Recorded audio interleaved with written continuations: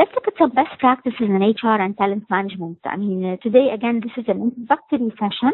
So we're just going to give you some of the best practices you can use. It's recommended. This is from managementtalent.net. They have some recommended best practices. Develop a social recruiting strategy. Social networks, social media is widely used. I know for myself, whenever I want to look for a candidate, I go to LinkedIn right away.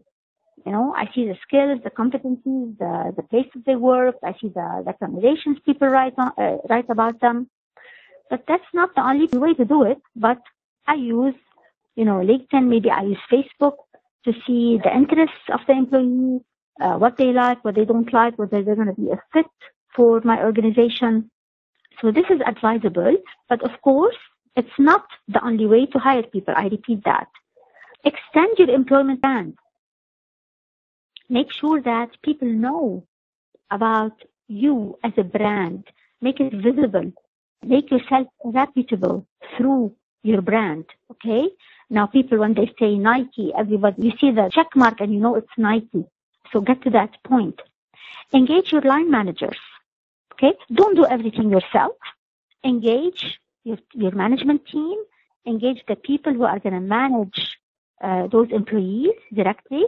Engage them in some decisions, Engage them in workforce planning and putting budgets for HR and putting learning and development programs. So engage them. In 2016, it's expected to have talent shortage. There's a huge war on talent going nowadays. This generation is not like the old one. In the past, somebody would join a company and all they want is to grow, grow in title and gain more title and more rank in the company. Nowadays, this generation, what they want is to learn and acquire more knowledge, okay? So they might move very quickly. They want new challenges all the time, okay? And this is what you also need to make sure that you do have the talent that you need. And this is done through workforce planning, through proper pre-planning, if you wish. Take stock of your internal talent. Don't forget, you have people in the company, okay? Make sure you know them, you know what their skills are. So if you need to hire, for example, let's say a project manager for a certain project that you have, don't go looking outside. Look inside your company. You might have somebody very suitable for this role. So this will minimize the cost and this will engage the employees and increase their satisfaction. Integrate talent management, like we mentioned before. So all these functions, make sure that you address them at some point or another.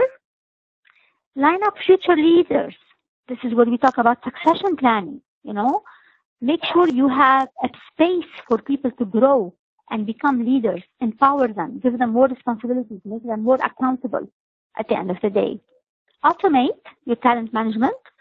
So some functions, like I said, can be automated easily. So choose the ones that you can automate so you can take the burden off of the administrative tasks so you can focus more on the strategic tasks. Move everyone in the same direction. This is done through instilling your values, your principles, your goals, your objectives. Everybody's moving. So whenever I am if I'm a manager and I want to put objectives for certain employees, those objectives have to be aligned with the company objectives. Each employee has to have a role to help achieve the company overall objective. And manage talent anytime and anywhere. Okay? And this is by being close to your people, by making things easy for them, and making things more accessible to them, if you wish, as people.